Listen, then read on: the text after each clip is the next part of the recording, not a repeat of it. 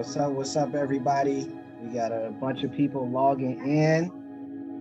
We're just trying to finish up some of the back end stuff of getting the feed out there.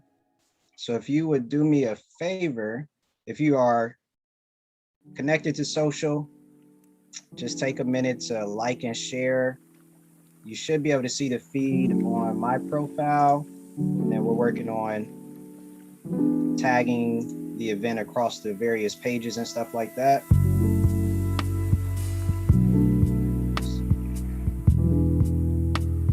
There we go.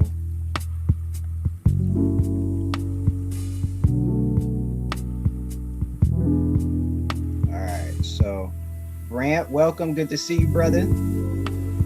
I just tagged both of you in the post on Facebook and LinkedIn, so you should be good there. How's it going, Kevin? Great music, man. Loving it.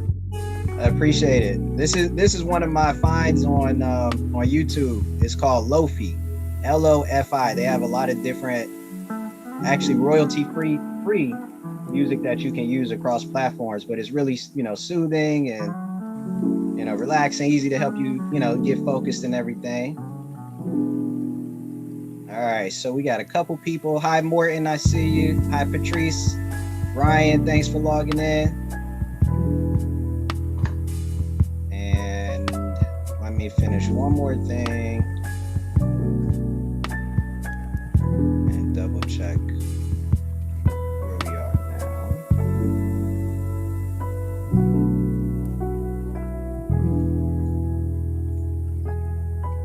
All right, so you should be able to see me on Facebook, LinkedIn, YouTube. All right, we're good to go. All right, so welcome everybody. I appreciate you all for logging on, definitely. And I know this will make the team feel good. Ryan was on early. Ryan was on early. He said, I am going to get inside this meeting. So thank you. Salima just joined in.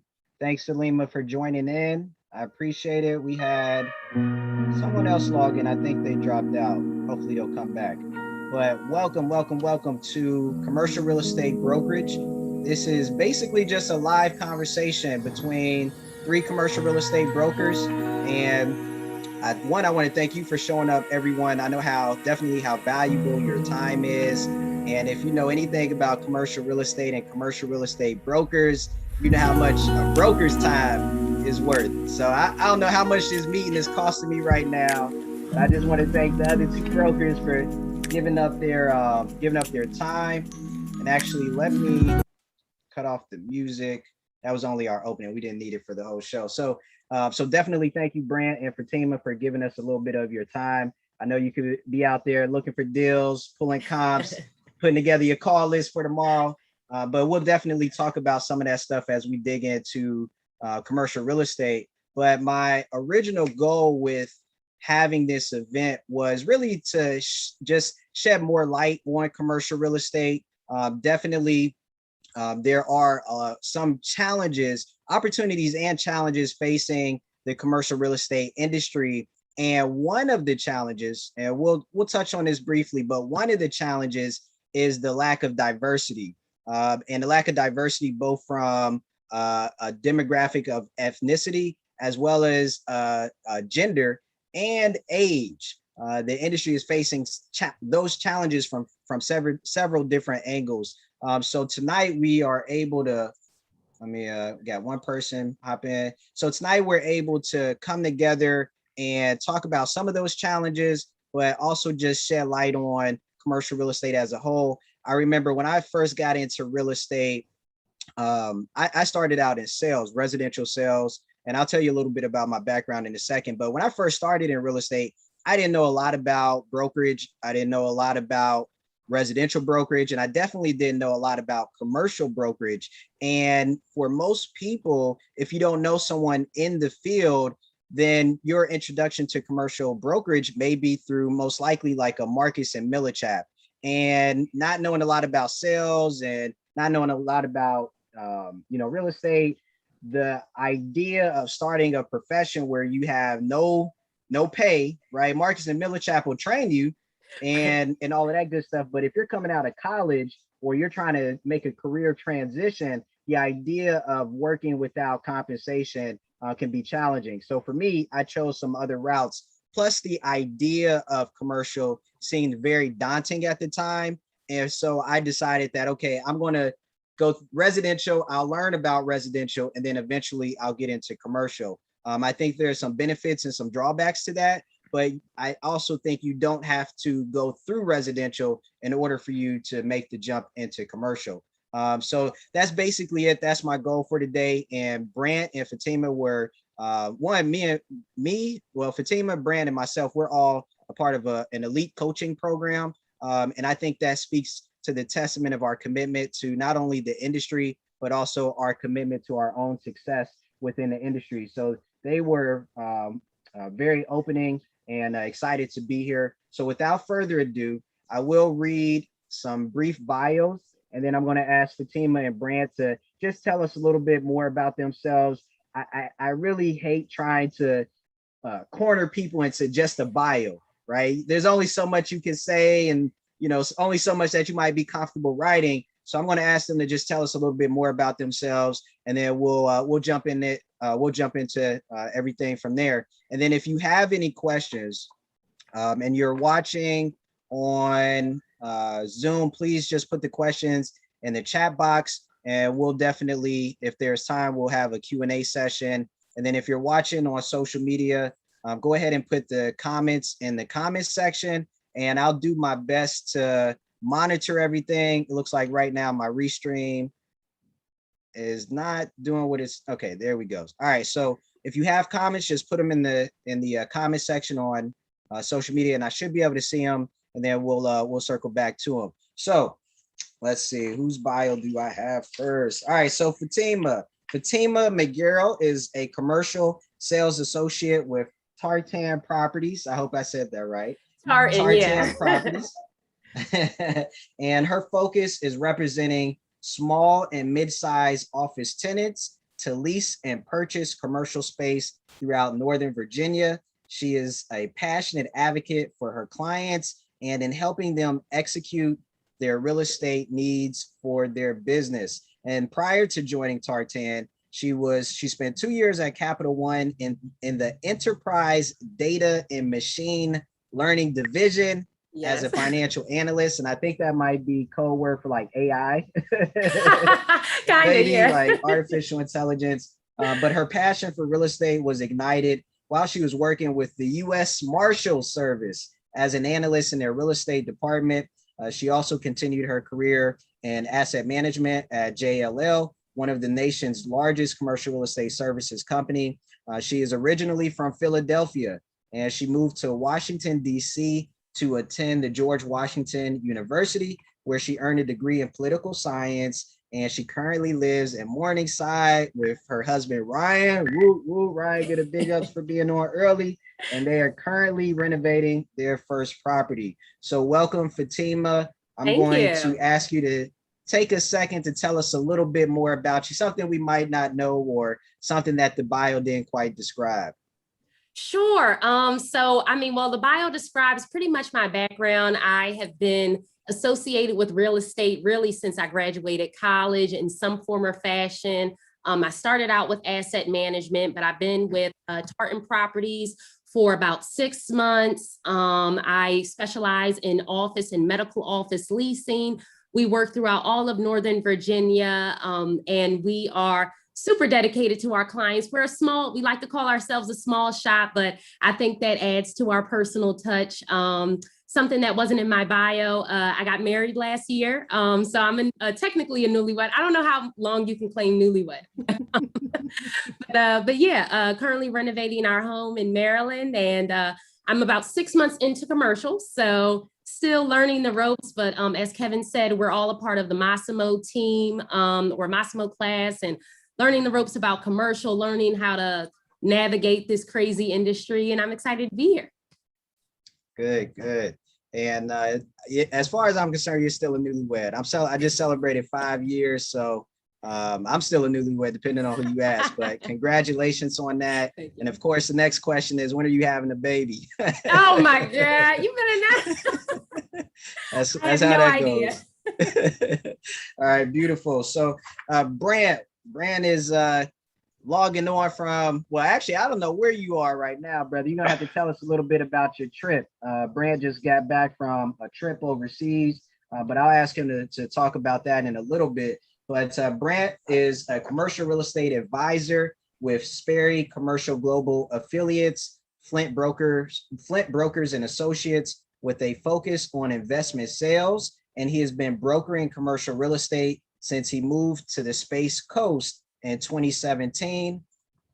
Just one second. 2017, he advises both buyers and sellers of investment properties, and his enthusiastic and persistent work ethic has paid dividends for his clients. He is originally from Cleveland, Ohio, and is currently living with his family in Cocoa, Florida.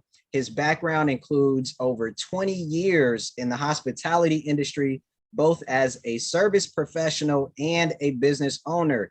His friendly and relaxed demeanor disarms even the most discerning investor. Brand is an active member of the Space Coast Commercial Investment Committee and the Space Coast Chamber of Commerce. He has also recently earned his GREP and RENE certifications, and he is an active member of CCIM and is currently working towards earning his designation. So welcome, Brant. Thanks, man. That's a heck of an introduction, man. I don't know how to follow you either, Fatima. This is going to be tough. I just read what you wrote. So thank you for being phenomenal people. Man, did I write that? I gotta check my people on that. I don't have any people, it's just me, man. Thanks for having me, Kevin. Thanks for letting me be a part of this. Thanks for letting me join you, Fatima. Just a little bit about me. Like it says that I've been doing this for probably for about 4 years now. I first moved down here in Florida in 2016. I needed my life to go in a different direction. So I decided to get into something where I thought money was, and I thought that was in real estate. You know, I've read a lot of the books, and back in 2008, I remember thinking, man, I'm going to learn how to flip properties and get involved and have apartment complexes and all that. And I just never hung around the right people. So when I moved and left my hometown, I got here and said now was a chance to go for the things I didn't know that were applicable to me. So I just jumped in, and both feet jumped into residential first, and I sucked. I didn't have any training. You know, I'm a good talker, but I just didn't have the right training to know how to do the business. So that's why I got into this coaching program, and this has really helped me out to change my career, and it's really taken off. Whole different trajectory. Absolutely, beautiful. That's, you know, this just the introduction alone really shows why events like this are needed, because one, we've already started giving nuggets, right? Like I know Patrice is in residential. She's thinking about making a switch over to commercial, or maybe doing a combination of both. I don't know what everyone else, where they are on the pendulum in terms of real estate, but we've already talked about our real estate journey. And I think it's important that if you're going to engage in real estate, whether as an investor, a broker, an agent, residential, commercial, you have to understand that real estate is a journey. Really, life is a journey, but definitely in this context, real estate is a journey. And there's a period where it can be unpredictable as you're trying to figure things out. You're trying to find your own path, and things like that. So we've heard from Fatima. She said, hey, I've been in real estate in some form or fashion since I got out of school. Brant, he's been in for a long time. I got into real estate technically back in 2008, but didn't make a career decision until 2010. And real estate is so dynamic that you can literally do 10 different things in 10 different years until you find, you know, your route or your path or what you're passionate about. So those were definitely some great nuggets. So moving into the overall conversation, Brand, I want to circle back with you because you mentioned something. You said, hey, you know, I started out in residential, but I sucked. I was a great talker, but I didn't have the training. But now I'm a part of this coaching program and things are totally different. So can you just start us off by talking a little bit about just how important you think training is, as well as being affiliated or in the right group of people or around the right group of people as it relates to your trajectory and success in this business. Sure. What where do I start, man?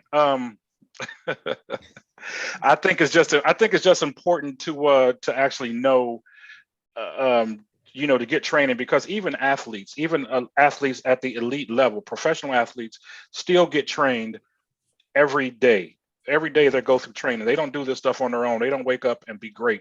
They work at being as good as they are. So that was my thing. I wanted to do something. Once I what it was I wanted to do, I wanted to be the best. I wanted to be, and plus I had to compete with a lot of people that didn't look like me. And you want to get that credibility. So you actually kind of want to know what you're talking about, want to make it at least appear that you know what language they're speaking. And so you learn all this vernacular and commercial. And I just think training is very important in anything you do, whether you're going to play the flute or you're going to learn how to cook short rib dinner. You're gonna actually have to learn how. You're gonna do a lot of training and go through a lot of coaching to understand the intricacies of each course. So that's how I look at it, like a course. Yeah, absolutely. I concur 100%. I'm actually I run a group coaching call every week, and one of the things we talk about is the importance of mindset. And this is, we're talking strictly about sales in this training, but in terms of the mindset, if your mindset is not focused on the top, right? Like you said, I want to be a winner. I want to be a champion. You have to have that mindset going in order for you to be successful, so that it pulls you through to do the things that you're doing, right? Like identifying who can help you, who can coach you, and then having a coachable spirit, right? A lot of athletes aren't coachable, and that impacts their overall career, right? For some reason, Allen Iverson just popped into my head, right? Like you can be a star athlete, but if you aren't coachable, then that's going to impact your performance. So moving over to Fatima, one, I like the fact that we have a wide variety of perspective in terms of experience in the industry and in the various aspects. So Fatima, with you being on the newer side in terms of brokerage, I think is phenomenal that very early on, you somehow, some way found the Massimo group and you signed up for coaching. So I'm curious to find out, how did you come to making that decision and, getting to that point and then deciding to move forward with it?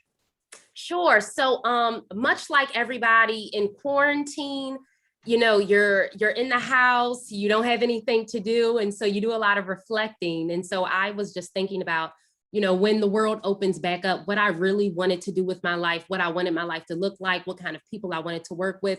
And real estate just kept on popping into my head. And much like everybody, I thought that I had to go into residential first in order to transition into commercial real estate. But I was talking with my friend. I used to work at JLL, which is a commercial brokerage firm, Jones Lang LaSalle. And she was just telling me, no, you don't have to wait to go into commercial, just start. And so I was connected with Mike Porterfield. He's my managing broker at Tartan Properties. And he actually went through the Massimo coaching program. He wasn't into the new to business class like we are. He was in the the mentorship program, where many of the more established brokers go to, but he was just talking about this program. He said that, he thought it would be beneficial for me to just learn more about the industry, learn how to connect with people and do your calls and, get your name out there. And in terms of, just like Brent was talking about, that formal training just to get me started. And he was right. It's been super beneficial for me. I mean, you can know about real estate. You can be astute on all the vernacular and all the zoning and, everything. But if you're not connecting with people, if you're not really getting your value across, you won't be successful. And so that's one of the things that Massimo teaches us. And so I'm very grateful that he recommended it. So it was really through my managing broker / mentor, Mike Porterfield at Tartan, bringing me to Massimo. Yeah, definitely. Very good decision. Yeah, absolutely. And that's major, because that speaks volumes to what Brent was talking about in terms of affiliating with the right people or putting yourself in the right environment. I can tell you when I first got into real estate, even though it was on the residential side, I started with Long and Foster. So Fatima, you're in the area, my area, so you probably heard of them. Brand, they're more of a regional powerhouse. They've been around for a long time, but nobody, tapped me on the shoulder and said, hey, you should get with this person, right? You should get with this company. It was more so like, yeah, we have like a 1 week training to get you up and running.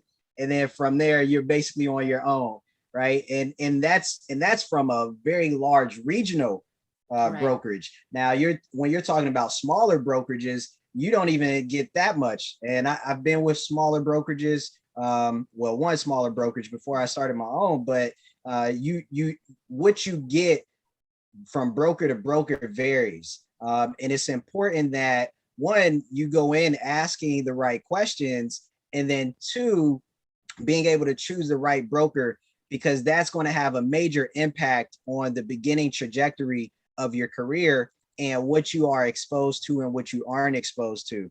So Fatima is a great example of choosing the right broker, being exposed to the right things, and a broker really saying, hey, this is something you should do. I think it'll, dramatically impact your career, whatever the conversation was, and she follows suit. On the flip side, Brand, I'll ask you, when you first got in to the industry, what was your experience like based on your broker, and how did you go about actually choosing your broker? That's a good question, Kevin. I started off, like I said, I started off in residential, right? And when I moved here, my hopes and dream was to be a flipper or a apartment owner. So when I came down here, I like I said, I sucked at the real estate. I had no training or anything like that. And my girlfriend at the time was telling me, you know what, instead of trying to be a flipper from the outside, why don't you try to learn the other side of the business and become a realtor? So that's how I got into real estate. And I went to this small brokerage. They were all investors, so they had the same mindset, or at least I thought it was the same mindset that I had. But they were all no African Americans in there. But it was small enough where I thought I could learn how to do the business, and that was unsuccessful. But I started hanging around one individual who was the only guy doing commercial in our brokerage, and did a project with him, and was kind of like, you know what, this is what I want to do. And he was like, all right, cool. He said, you can help me anytime you want to. So long story short, he quit the brokerage. He left the brokerage to start his own practice, and I'm loyal to a fault, right? So I stayed with the brokerage, struggling, trying to figure out how I'm going to make this commercial thing work without a mentor or without any conversations in the office as to what's going on. So I'm sitting there, I'm struggling, I'm drowning in debt. My credit card use is past the limit.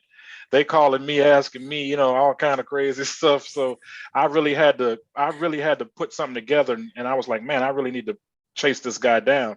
Just so happened that he joined the national brokerage at that point and said, hey, I got an opening if you're thinking about it, because I just joined a national brokerage. We're going to get national coverage and have all the tools that the JLLs and the CBREs and all those guys have, so we can compete. And I said, put me in the game. So when that was just that. He put me in the game. He taught me a lot, but he didn't know how to teach me the discipline, all the calls, and the conversations and all that. That came later on when the more people I hung around, the more questions I asked, and they directed me to this coaching program, which I got involved in. That just really, elevated my skill. Yeah. I mean, like you were saying, Kevin, I think the common thing is like, definitely get a mentor. I mean, it is it's really essential in life. I mean, no matter what you're going to do, but it's something about commercial real estate. You really need a mentor, whatever. You just need someone that really bounce questions off of, can steer you in the right direction. I mean, my managing broker always tells me if I'm on the phone with somebody too long, he's like, nah, I wouldn't waste my time with that. Just those little things to just really help you stay on track, because it's very easy to get lost and go down rabbit holes with different people and whatever. So to have somebody instantly in your ear, no, this way, it really is, it's beneficial. It's super helpful. I would agree. Yeah. Yeah, absolutely. So, whew, all right. So there's so much stuff I gotta try to balance, right? Because we talking about some good stuff. So one of the things that I heard Brant talk about, and this is why one of the reasons why diversity is important, because Brant mentioned, hey, I was at a brokerage that didn't have anybody that looked like me, right? And it's not a question of not being able to work with other people, but it often is a question of relatability and comfortability, right? I can remember when I first got out of school, I took a job and no, almost no diversity, especially at the in the executive and management ranks, and it became a very difficult environment to work in for a number of reasons. But diversity helps with everyone being able to work in the environment and everyone being comfortable, and everyone being welcoming of each other, and just the overall general attitude and approach. So diversity is definitely important for a lot of different reasons. So Brant, I thank you for bringing that up. That was a good point. At the same time, you also talked about not just the learning curve with real estate, but also in this capacity as an agent, as a broker, you're also an entrepreneur, right? So you have to learn not just the real estate and the sales piece, but you also have to learn business and entrepreneurship. So just in case we have anyone watching or is going to watch this in the future, because I know we tend to get a good 24-hour cycle on social media after these events. So for anyone watching who may not have any entrepreneur experience, any business ownership experience, and they're working corporate and want to make a transition, let's talk just a little bit about maybe some of the challenges or some of the nuances of being an entrepreneur and working for yourself in the capacity, obviously, of being a commercial broker. Yeah. Go ahead, Fatima. Oh no, I was just going to say I recently did this, which is why it kind of triggered me. I was like a salary girl, 9 to 5 for, up until this career change. So number one, I would say if you are already saving, keep saving. Okay. Because, going from a steady check every 2 weeks to going somewhere commission based, it's just very daunting. And, time is not your friend in the beginning.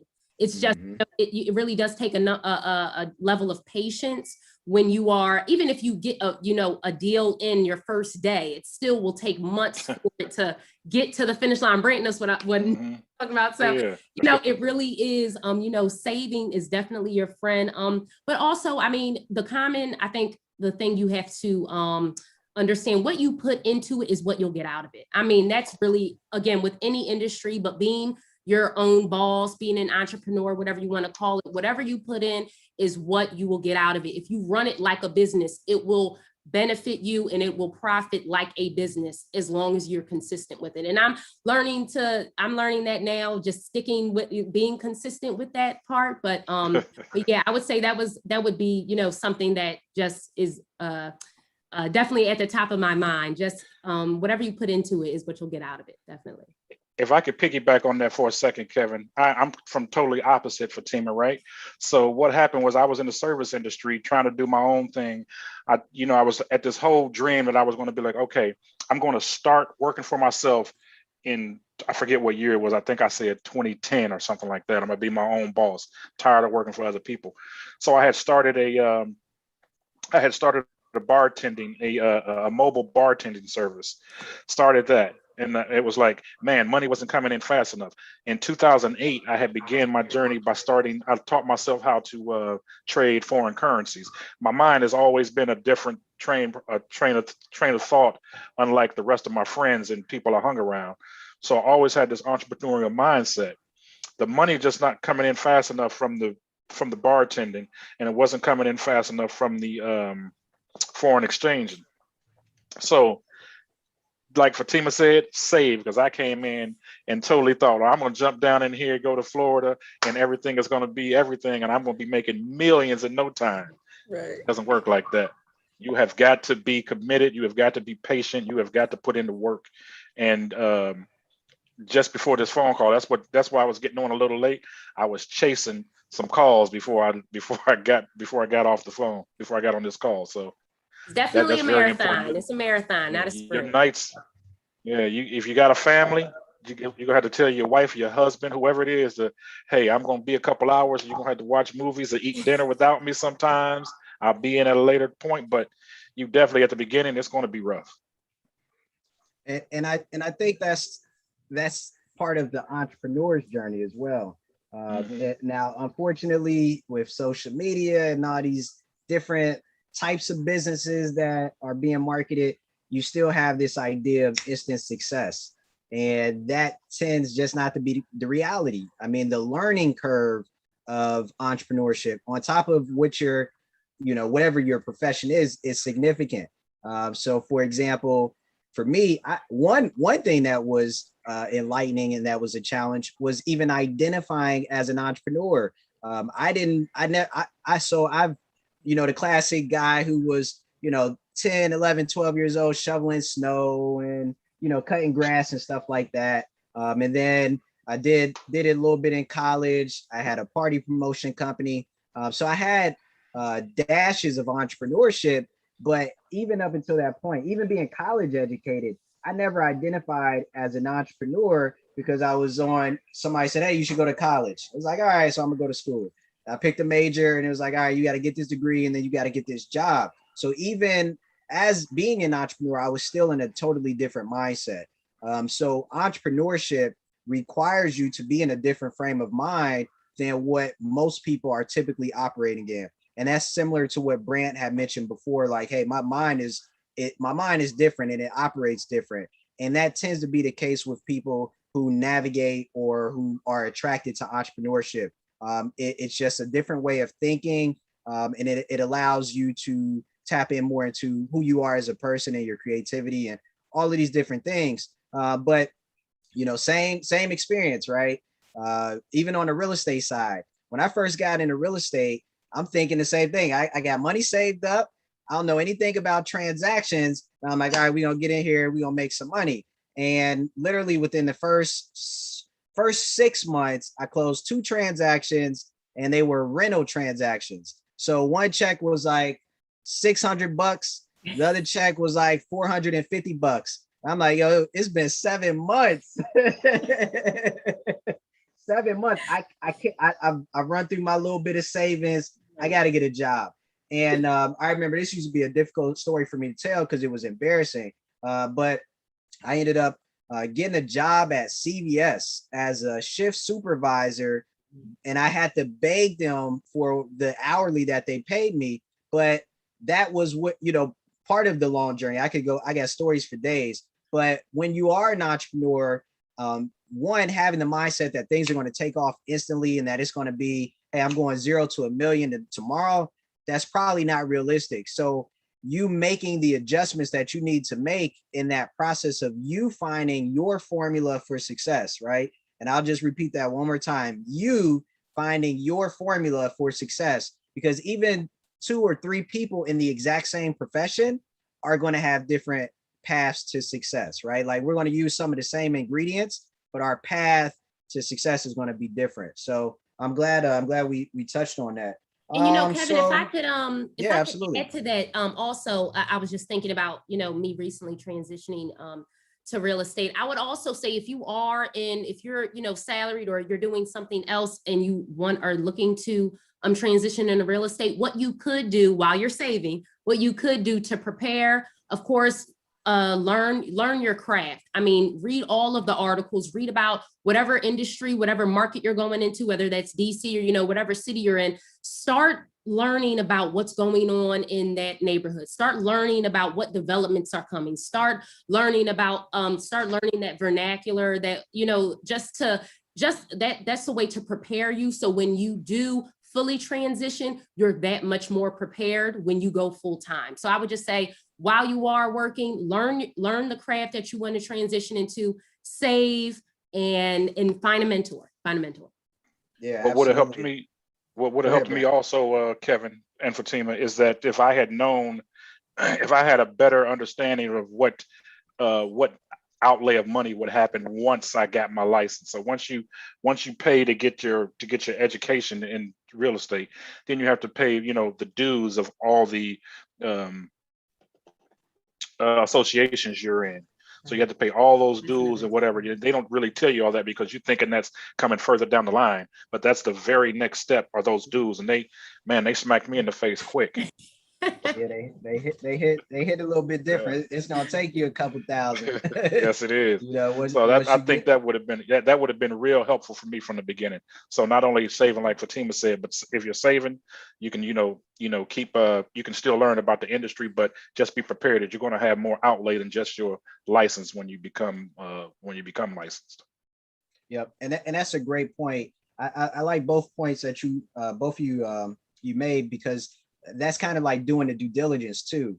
So when you're thinking, if you're thinking about making a transition to get a license or transfer a license or to jump from residential or commercial, one of the things that you can do is you can ask the broker that you're thinking about affiliating with to provide you with a breakdown of what your startup costs are going to be from an association standpoint, an MLS standpoint, maybe a CoStar standpoint, whatever services, suite of products and services that they use. You can ask them for that breakdown to help you with the planning piece. And then Fatima, what you brought up as you were talking about it, what I was thinking about was the knowledge gap. And so I'm glad you brought that up. Let's transition to the next question. And let's just talk a little bit about the knowledge gap of real estate, the knowledge gap of commercial, and just what your experience or perspective has been on how much you have to learn to matriculate through the industry and start to find success and close deals. I think the thing you want to remember when you are just starting out and learning is that it's a process. You're never going to stop learning about real estate. There's always something new to learn. There's always something you didn't catch the first time. So don't think that, if I don't know every single, word that CBRE says is, every commercial real estate term that, I'm not going to be successful. That's not true. I think you really just have to be patient with yourself, which I think Brant brought up. You got to have patience, but just ask. I mean, whoever is in the industry that or they know, like, just pose that question to people. What should I be thinking about going into commercial real estate? Like, where should I be looking to learn about what's going on in my city? What developments are coming? Just ask. And I can be a resource. I'm sure Brant wouldn't mind being a resource. Please hit me up. I mean, there's tons of knowledge out there, tons of information out there to learn about your craft. And you also want to learn more about what you'll specialize in. And we'll probably touch on this, but there are different sectors within commercial real estate. And once you figure out your focus, then you just dive in. Some people only do medical offices. Some people only do industrial, warehouse factory type deals. Some people only do office. So once you find that specialty, dive in head first. And literally it's nothing, you can never know too much, honestly. There's always something to learn, but it's a process. So don't rush yourself. Really absorb everything you can. Mm-hmm. Absolutely. I'm talking fast, guys. I'm from Philly. We talk fast. It's all good. It's that Philly talk. I say West Philadelphia, born and raised. Okay, so did you want to add something to that, Brant? If not, it's okay. I just want to double check with you. No, I mean it is a huge education gap. I mean, and we as a people, when I say we as a people, I mean African Americans, we are pretty confident in the things that we do and the things that our ability to grasp hold of concepts. And coming into this, I got to tell you, this is real estate was one of the toughest things for me to grasp. Hold on, I'm having an issue here. Sorry about that. It's all good. Yeah, it was just a hard concept for me to grasp, and I really pride myself on being able to understand concepts and get the flows of new jobs relatively quickly. And I'm still learning this one, so that's how hard this one it really is. But and it's all about the confidence in the education. Once you get the education together, then I think you're going to be. It'll come to you. It's not something that doesn't happen right away. So Mhm. no need to worry about too much about it, but that's just me. Yeah, no, absolutely. And I'll just finish with, I definitely agree with everything that both of you said. One of the beautiful things that I like about real estate, and Fatima touched on this, like you can work real estate until literally, I'm sorry, I was thinking, so I'm gonna use this term. I was calling, prospecting the other day, and this guy was like, no, I'm gonna be here until they take me out in a pine box, right? So you can literally work real estate until they take you out in a pine box, and you will still be learning. I mean, the industry is just so vast. It's impressive. And so if you are one for learning, if you are one for just yearning to continue to grow professionally and personally, there's no doubt that real estate has more than enough room for you. Now, with that said, it's 7:41, so we still got a little bit of time. I want to touch on something that you had mentioned, Fatima, and this was one of the questions. Well, before I get there, I will just say, so my background with me I've got over 10 years of brokerage experience, transitioning from residential brokerage to commercial brokerage, and I get this all the time from residential agents, right? You have to understand that they are two different beasts. And even if you know a lot about residential, whether it be investing or whether it be brokerage or whatever aspect of residential knowledge you have, yes, a lot of it is applicable and usable, but then commercial is still an entirely different beast with entirely different nuances. So from a brokerage standpoint, I'm like a baby again, because there's so much I have to learn about the nuances of commercial brokerage.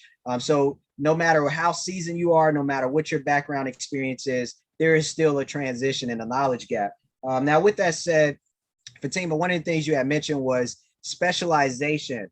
So I'll ask both of you just generally again to kind of give us an idea of what you're specializing in or what your focus area is, and then why you decided to specialize, if you decided, why you decided to specialize versus being more general, especially for people who are from a residential background, because a lot of residential folks quite don't understand or get the specialization piece, or they don't want to, they feel like, hey, I don't have to specialize, or I don't want to specialize for a number of reasons. So again, just to recap, what are you focused on? What is your specialization, if you chose one? And then if so, why did you decide to specialize? Sure. So I'm like I mentioned before, I'm in a smaller shop. So we really touch the gamut of everything just within Northern Virginia. We like to call ourselves, location specialists rather than, sector specialists. However, we do a majority of office and medical office. And so being newer to brokerage, I am looking to specialize into medical office spaces.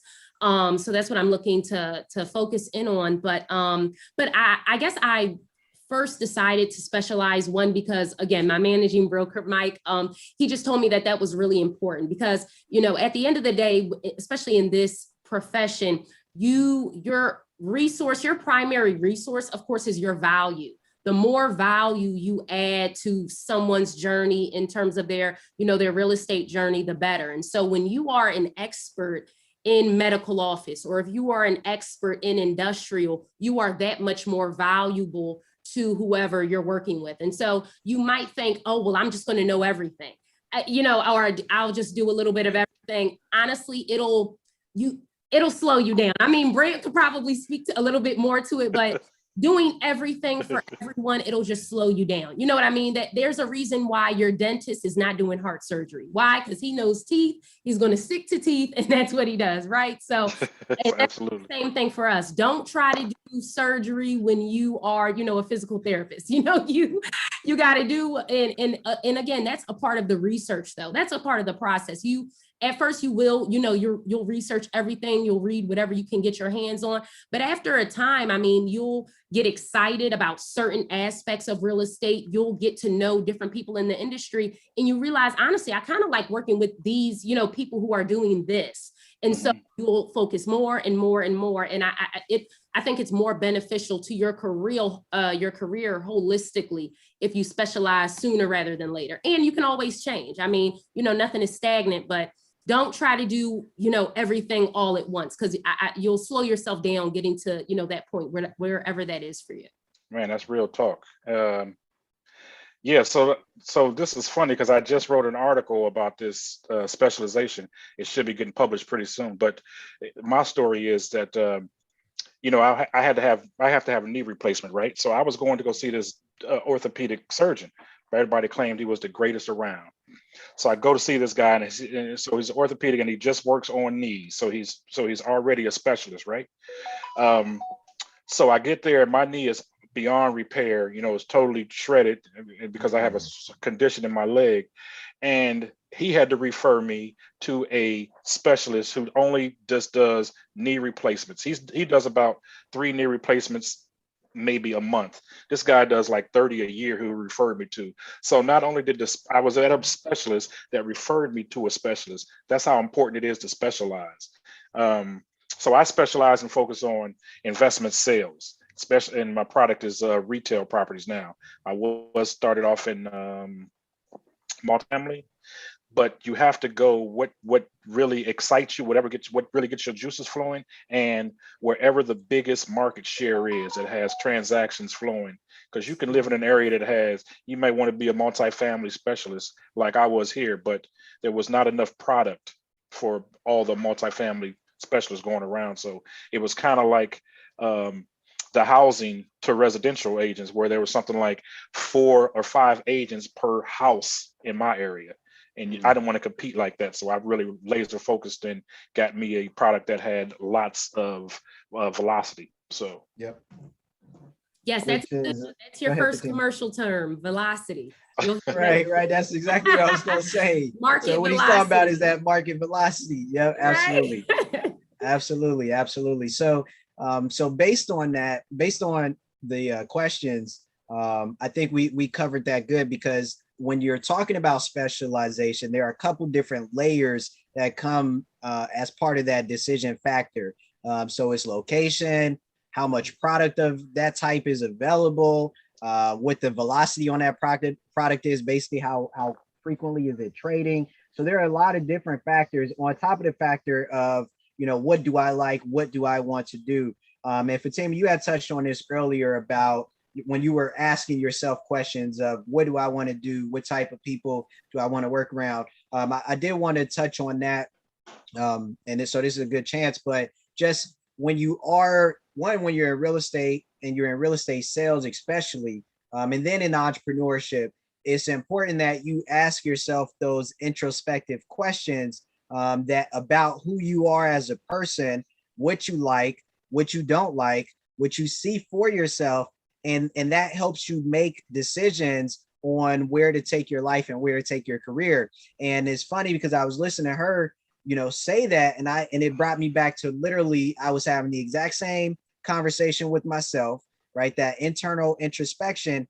And that's how I decided that I was going to pursue a career in real estate. And then over time, you find more clarity about your path in real estate. But that speaks to the power of entrepreneurship as well. It empowers you to be able to make those types of decisions for your life. It doesn't come without risk or challenge, but it still empowers you to pull that power back and to make those types of decisions for yourself. So man, time is moving. It's already 7:49. So with that, I'll ask a more general question to take us back to the overall concept of the event. What are some opportunities and challenges that you see in the industry from a commercial real estate brokerage? What are some of those opportunities and challenges that you see? Well, I see a lot of opportunity with the, with the new set of, with the new mindset that you gain. Now you can see opportunities as other people only saw opportunities at one point. Now I think now that I'm in this profession, I can see like, man, just if I start stacking some money, I could be doing, I could be purchasing products like this and start to look out for my family down the future. And so those are some of some of the benefits I see of it. Some of the challenges, like I said, is just not a lot of commonplace. You're going to go hang out a lot of events.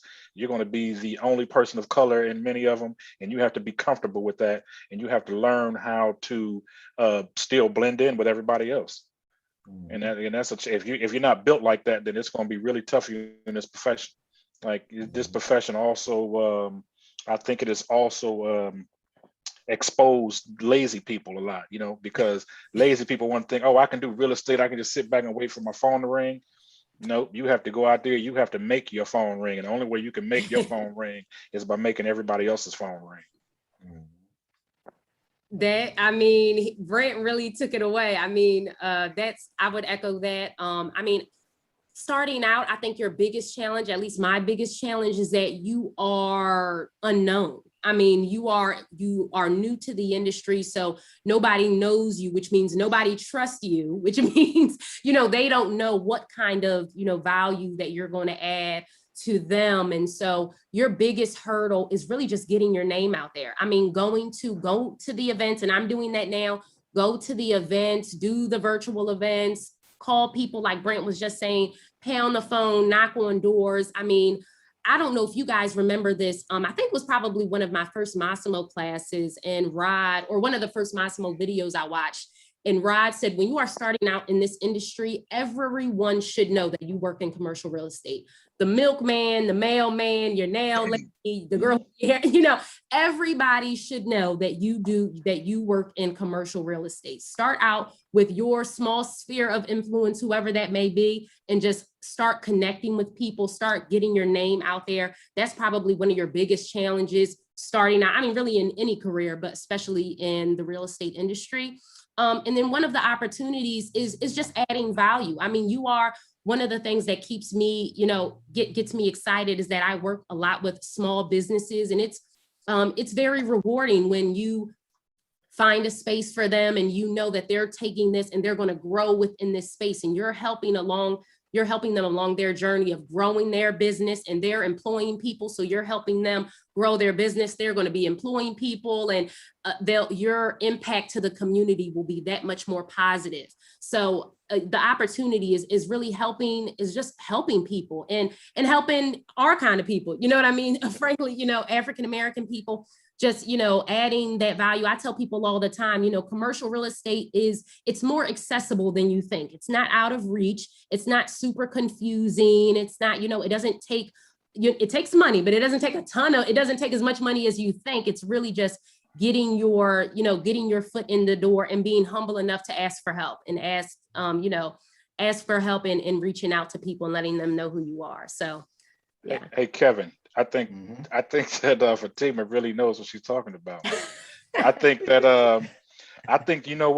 like she said, people don't know your obscurity is why a lot of businesses fail, and how you introduce yourself to everybody. I think, Kevin, you should take time here and just, how would you give your elevator speech to somebody that, and I think that would help a lot of people out, giving your elevator speech and showing them how you present yourself as a commercial broker. You put me on the spot. Come on, man. I was gonna say, I feel like we're in too deep. All right, how does that opening statement go? But I'll tell you, one, you're very quick, and I say, hi, this is Kevin Breckenridge with EXP Commercial. I'm a real estate investment advisor, and I was calling you because, right? I was calling to set up a meeting because, but I very clearly, I'm a commercial real estate broker, investment advisor, because the term broker can, turn people off, and that's a whole nother conversation.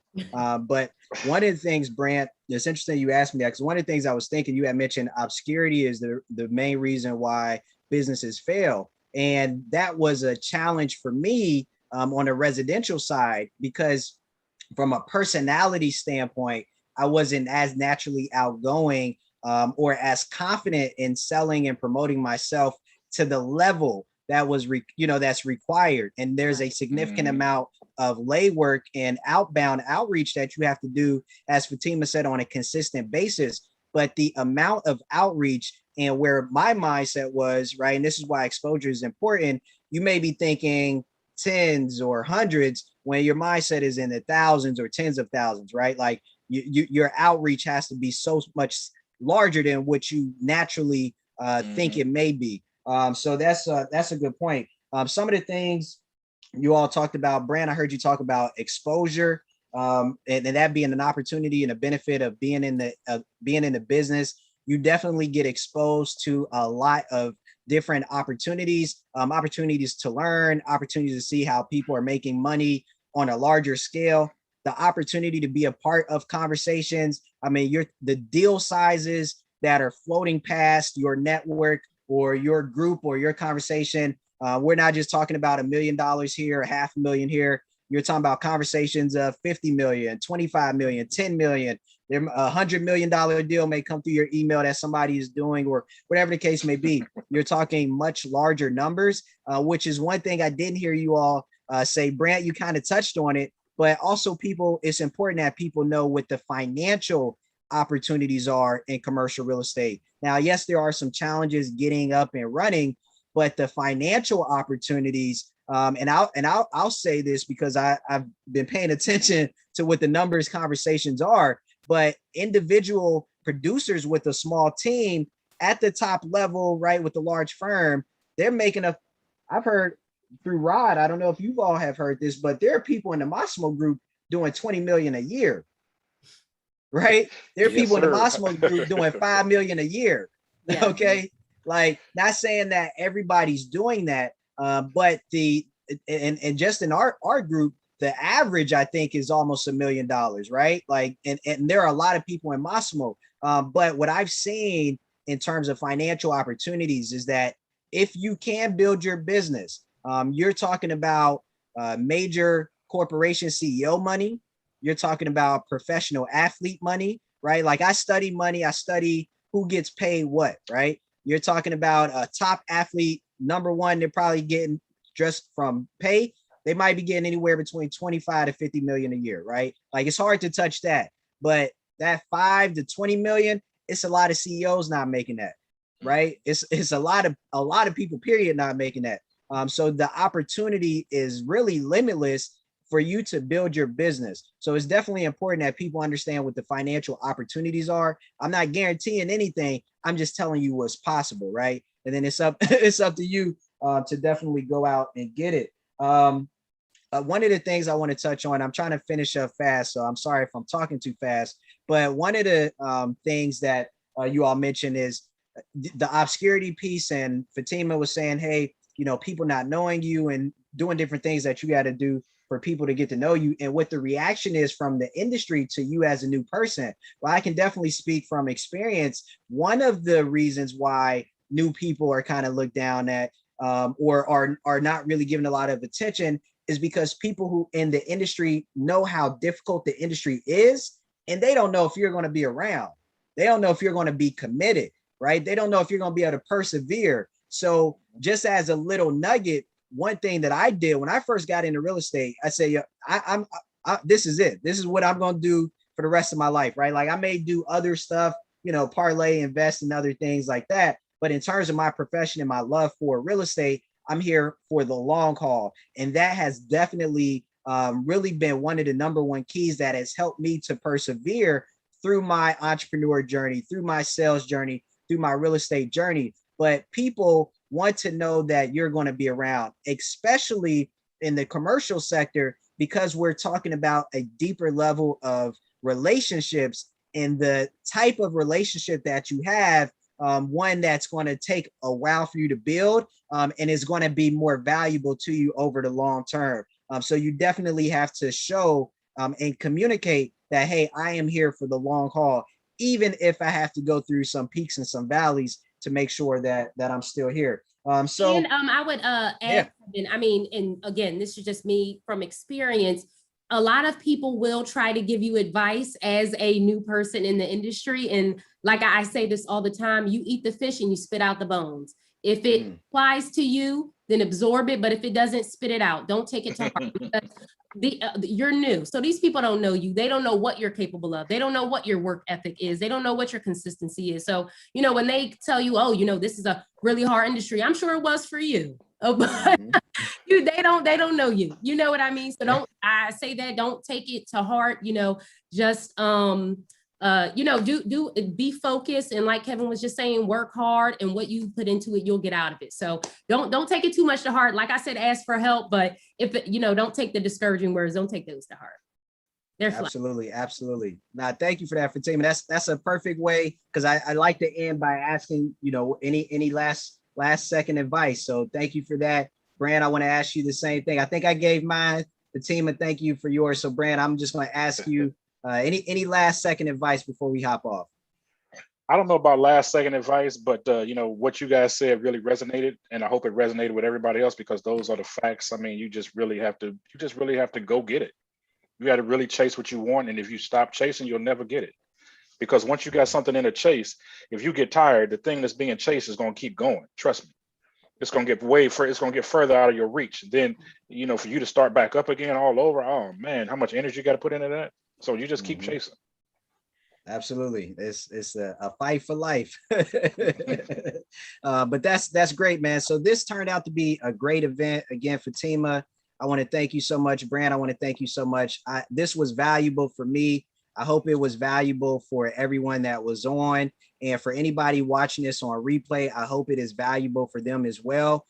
Definitely, if you're watching this on Zoom, you can connect with all of us on social media. If you're already on social media, I encourage you to reach out to Fatima. I encourage you to reach out to Brant. Hey, even if it's just to introduce yourself, reach out and network, because one of the things that you're definitely going to have to do is you have to be comfortable reaching out and building new relationships and new partnerships and all of that type of stuff. So thank you again, everybody, for logging on. And with that concludes our first conversation about commercial real estate brokerage. See you on the next one. Bye, guys. All right. Have a good night, everyone. Thanks for joining. Thank you all.